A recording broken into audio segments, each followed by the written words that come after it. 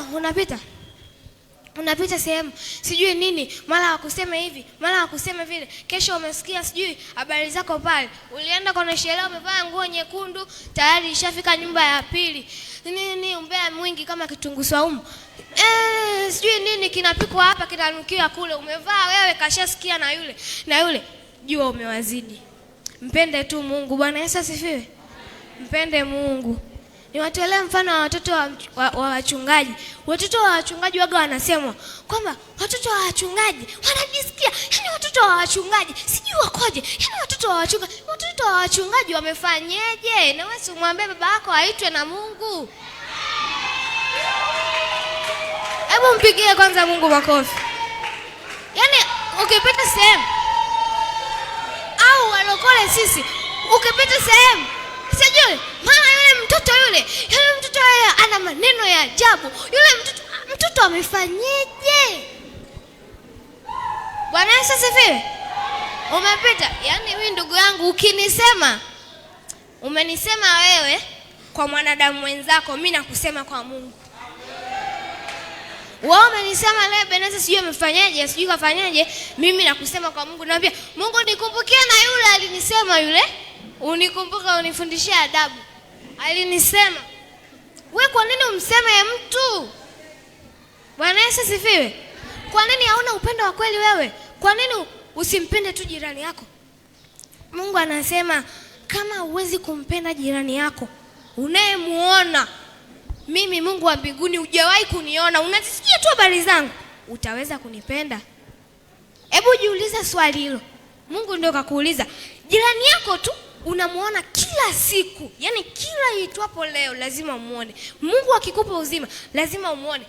Au mpendi, unamchukia Mungu ambaye unasikia habari zake tu tunazisema hapa, Mungu yupo, ipo siku tutafika mbinguni. Unawezaje kumpenda na wakati jirani yako unamchukia? We mpende mtu kadri wewe utakavyoweza. Mpende kwa vile Mungu alivyokujalia. Mwambie Mungu, nipe macho ya rohoni, macho ya kuona kwamba hapa huyu mtu nitampenda kiasi fulani na huyu nitampenda kwa sababu upendo uliopitiliza na penyewe ni matatizo. Ukimpenda mtu na penyewe kupitiliza, siku ukimkosea kidogo tu ataanza sasa ndo zile anajisikia. Siku hizi anaendesha gari, anaona na yeye sijui nini. Siku hizi ana simu kubwa ya tachi, na yeye sijui nini. Tuchague na marafiki wa kuwapenda. Sio sijui nini. Yule sijui nini.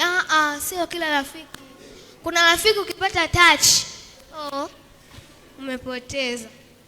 Yani basi utasema pale, siku hizi anaendesha gari, yani huyo sijui anajiona nini, maneno yanakuwa mengi. Lakini ukitulia kwake Bwana, yeye ana pendo la kweli. Yeye anapenda vile ipasavyo. Yeye anakupenda kuliko wewe unavyofikiria. Yani anakupenda kuliko vile unavyodhani kwamba Mungu ananipenda. Sijui nini. Ngoja nikwambie kitu. Hiyo pumzi unayovuta sasa hivi hapa. Sasa hivi. Unayovuta, Mungu anakupenda. Ndio maana unaivuta. Mungu anakupenda. Asingekuwa anakupenda sasa hivi usingekuwa unaivuta hiyo pumzi. Asingekuwa anakupenda ungekuwa unatumia mitungi ya oksijeni kama wengine. Asingekuwa anakupenda usingekuwa umekaa hapo. Yaani wewe unajiona unaumwa, lakini kuna mtu ukimwona anavyoumwa unapona bila dawa. Yaani hivyo Mungu alivyokupa wewe pumzi, unapumua bila mpira, anakupenda. Tena sana, sio kidogo. Hivi mimi ninavyoongea Mungu ananipenda, ndio maana niko hapa. Wewe unavyoongea hivyo Mungu anakupenda, ndio maana nakwambia ujikubali, wewe ni mtumishi wa Mungu. Unamwogopa nani? Wewe umepata nguo yako mpya nzuri, ivae. Atakaye kusema na yeye ana machungu yake tu. Ameshakorofishana na wenzake huko aliokorofishana nao. Wewe jikubali. Vaa nguo yako nzuri, njoo kanisani. Sifu Mungu, toa sadaka, fanya nini na nini na nini, maliza, rudi nyumbani, tulia kwa Bwana. Unamwogopa nani wewe? Nani unayemuogopa ambaye anakugasgasi, yani anakufanya usio unalala, unakaa kama kandege bado kutaka kupaa. Unakwani au jimoiwa, yani unakuwa umebanana kama una mambo mengi ya nini? Si ujikubali tu uje kwa Bwana. Mungu anakupenda wewe, kwa nini hautaki kupendeka? Kwa nini? Bwana Yesu asifiwe. Tunatakiwa tujikubali. Sisi tumejikubali, ndio maana leo tuna tukio letu. Kila mtoto anayesimama hapa anatoa vitu vyake, anajikubali.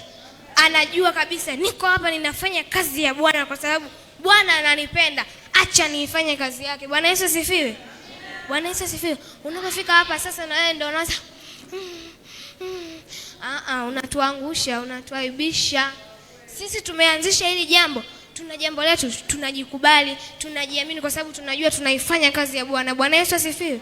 Na wewe leo kumbe ujikubali, ukijikubali Mungu na yeye anakusaidia. Sasa wewe umefika kwenye kikao, ukisaini tu mkataba unapata kazi nzuri. Alafu jeshi zinaanza kukutiririka, sijui kama wewe umetoka kushindana mashindano ya marathon ndio umeenda kwenye kikao.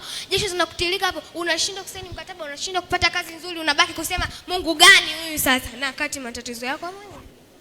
Mungu anakupenda. Mungu anakuandalia vitu vilivyo bora, anakuandalia vitu vilivyo vizuri, vitu venye hadhi yako. Wewe sio wa kupika mandazi chini ukauza. Wewe sio wa kupika chapati ukatembeza kwa nyumba za watu. Wewe sio wa kuendesha pikipiki. Wewe sio wa kuendesha bajaji. Wewe ni wa kumiliki gari, unaenda ofisini. Bwana Yesu asifiwe.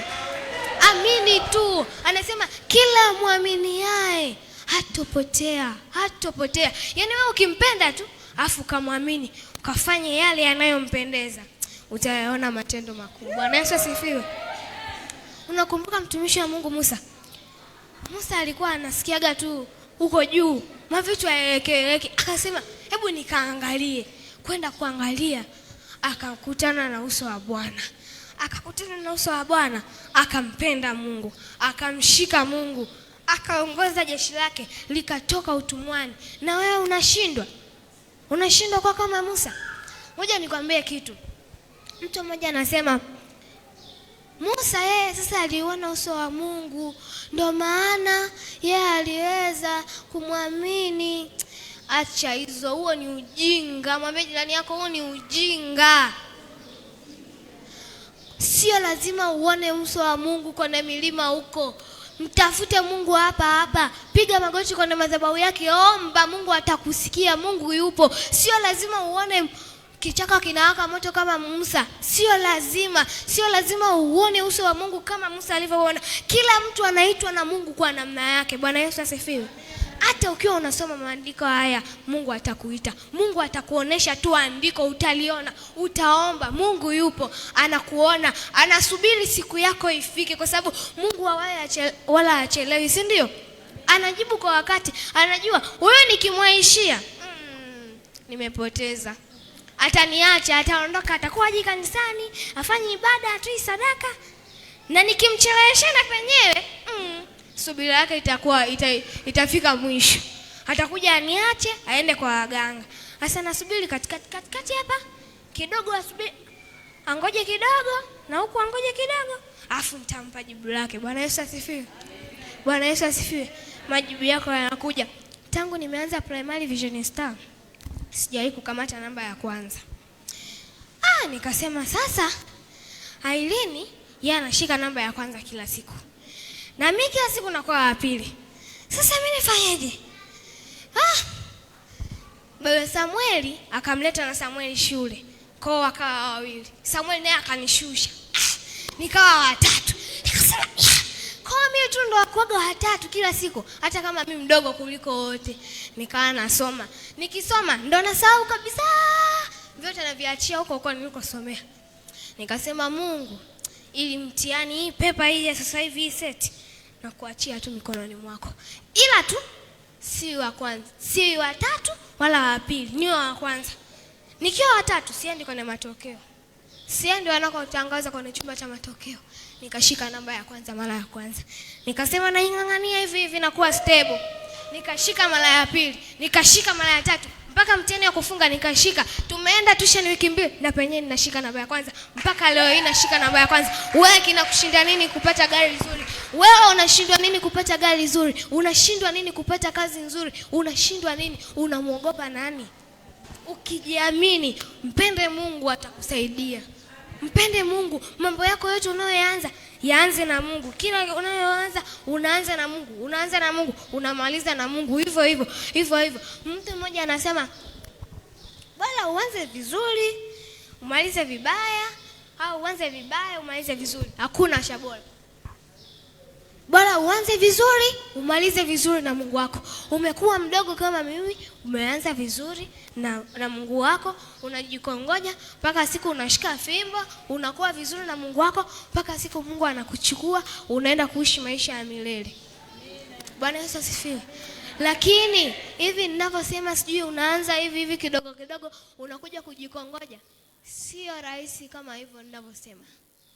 Haya maneno tu ninasema ni kakipengele, ni kazi, mpaka umpende huyu Mungu vile anataka. Yaani umpende aone kabisa, sasa hapa huyu mtoto wangu huyu amenipenda vile mimi ninataka, ndio unaishi maisha ya milele. Sio hivi hivi tu kumpenda Mungu kwa rapsha, kwa kubonyeza. Leo umempenda, kesho umemvua Yesu, umemweka pembeni, umeenda huko, umefanya nini, alafu baadaye unambeba Yesu unamvaa tena, sijui nini. Nisamehe Mungu. Haya, Mungu anakusamehe lakini anakuhesabia za mwizi 40. Bwana Yesu asifiwe. Mpende Mungu venye anataka. Kwa nini yeye alikupenda akakufia kwenye msalabani, akawekwa na misumari, akakufia, damu zikamwagika hapo? Si nimeuliza hapa, hakuna anayeweza kumfia mwenzie? Hakuna. Lakini yeye aliweza, akakupenda wewe, akakufia msalabani. Kwa nini na wewe usimpende venye anataka? Vile yeye Mungu anapenda wewe umpende. Anatamani yeye umpende. Anatamani umpende kwa jinsi hii, umpende hivi, yani ufanye matendo haya, matendo yaliyo mema, matendo yaliyonyooka. Umpende Mungu kwa kufuata njia zake, fuata sheria zake. Bwana Yesu asifiwe. Bwana Yesu asifiwe. Sio unampenda Mungu kwa kubonyeza bonyeza. Bwana Yesu asifiwe. Sasa nikiendelea nitakumalizia uondo. Mimi hapa nimehubiri hapa dakika ngapi hizi? Acha niache sherehe iendelee. Utajionea mengi. Karibu sana.